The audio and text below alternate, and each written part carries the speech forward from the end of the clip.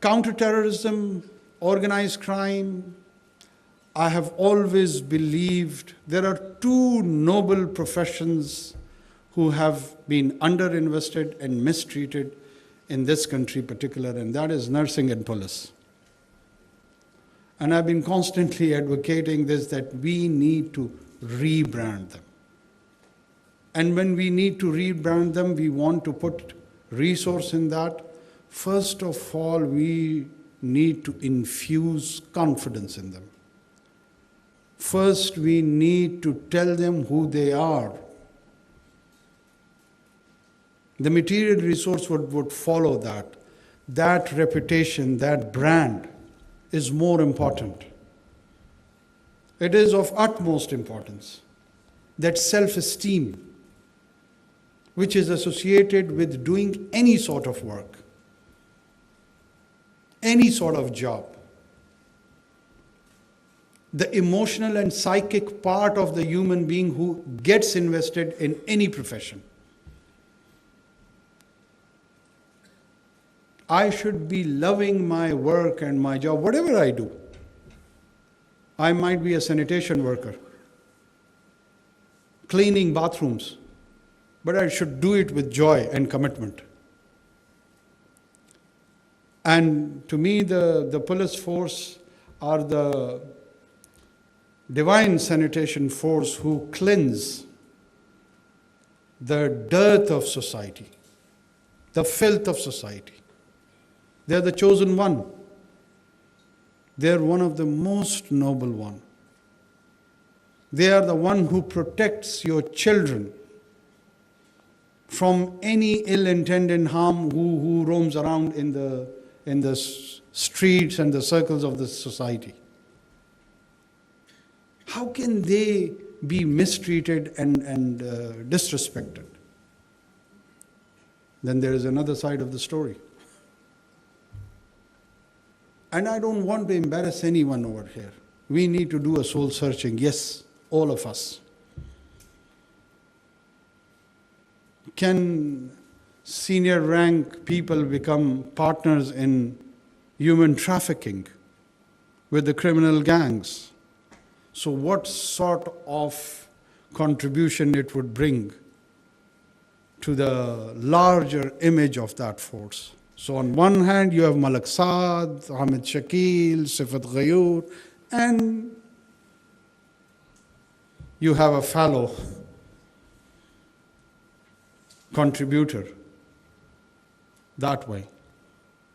I know there are people who criticize the military as an institution, and they give juxtapose like that too. But what about us? Aren't we a mix?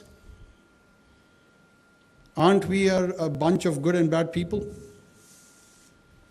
So who will decide our identity has to be translated by whom?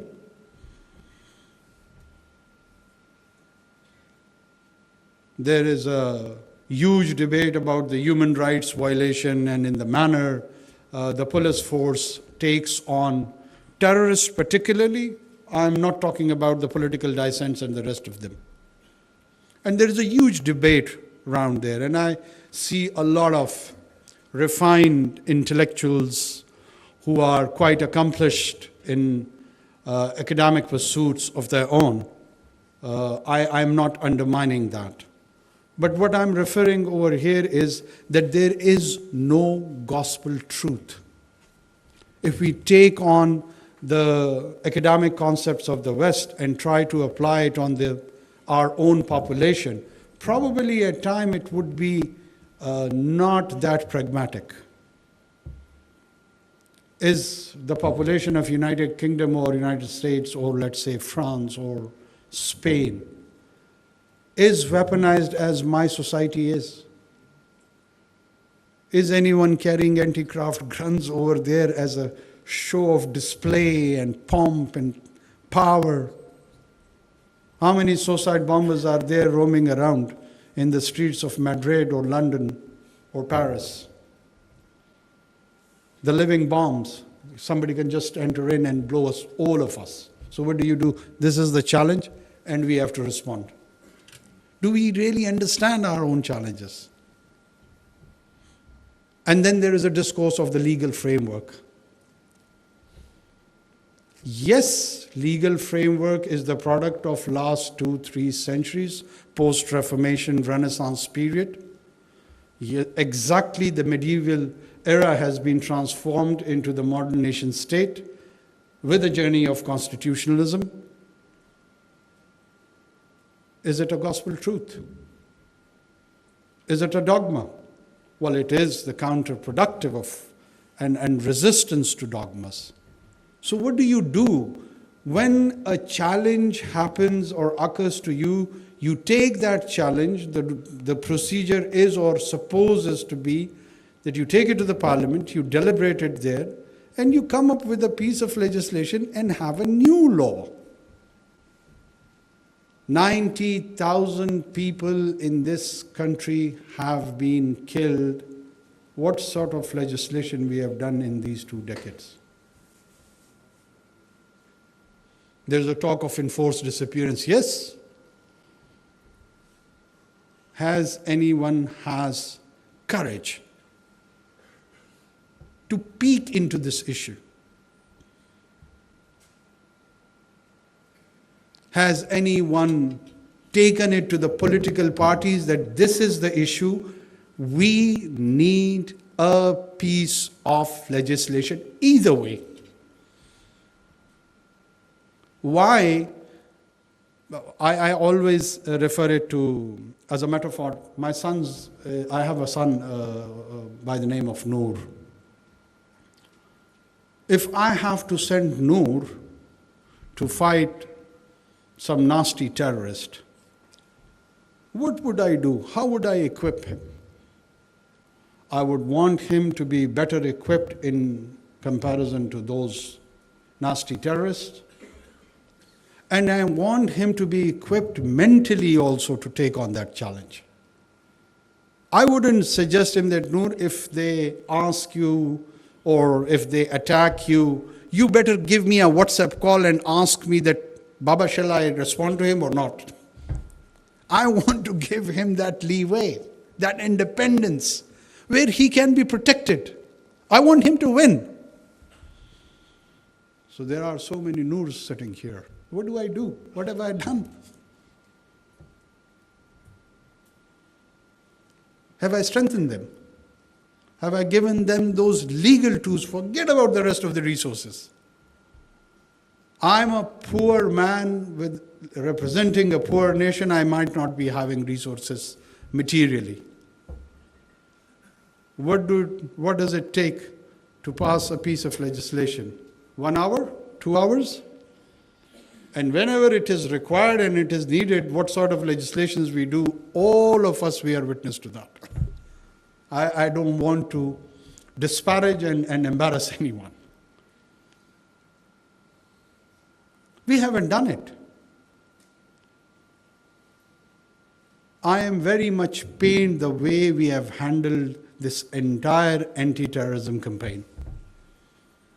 The lack of resources on the material account is altogether a different story.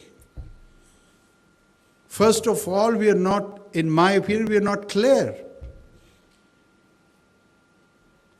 A man who is willing to be violent in this society is at times treated as an equal shareholder with the state who has got the monopoly on violence. Let's decide it once and for all. Is there any inherent right to any group? And by the way, we have enshrined it in Constitution also, these all constitutional, the lovers of constitutionalism, that no individual or group can raise a violent militia. The 1973 Constitution of Pakistan clearly enunciates that. Someone is being argued as on the basis of a victim card. Instead of policing, they start doing scholarships. Police is there to enforce law. I would still love to have a sort of a intellectual conversation with them, but when it comes to practicing, you can't fibble around with the confused ideas of how to handle this menace. On the behest of the state, there has to be clarity. If there is confusion, even if you are right with the state of confusion, you will falter, you will fail. And even if you have chosen a wrong position, but with a sense of clarity, it would lead you to success. So clarity is that important. My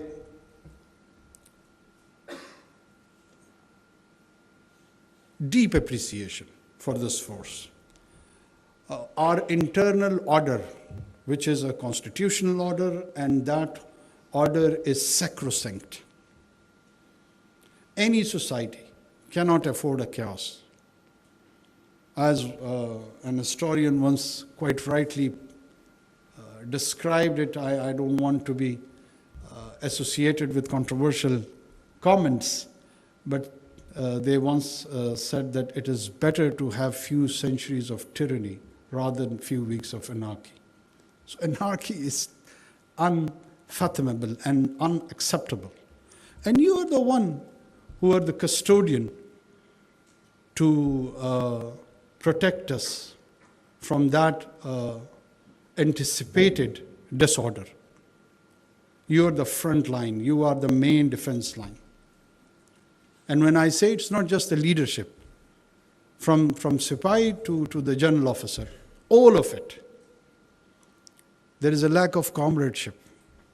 There is a lack of institutional bondage. I'm so happy to see at least this one association as that. I wish we could translate it more. If even you compare it with the institution of military, why can't police have some welfare programs? There are, but few. There are. I'm aware of those. But there are very few.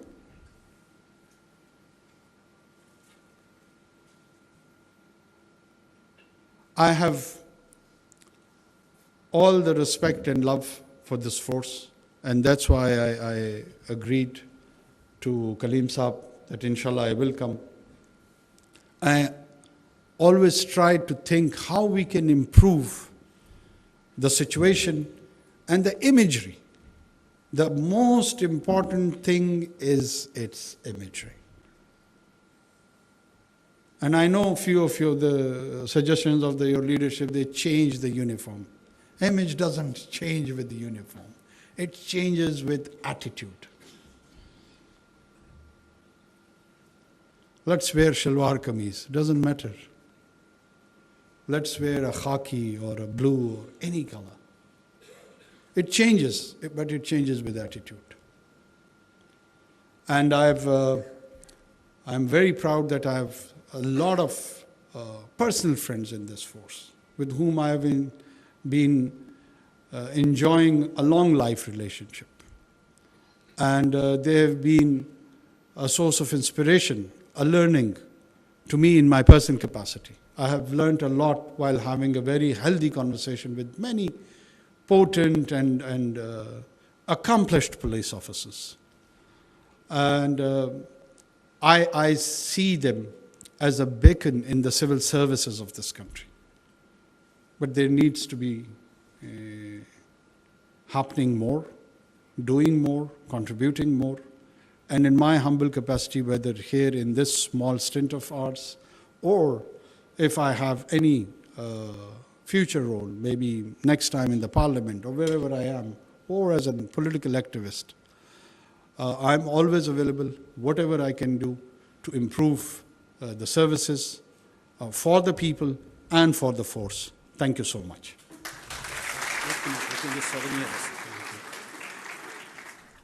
Police के साबिक inspector general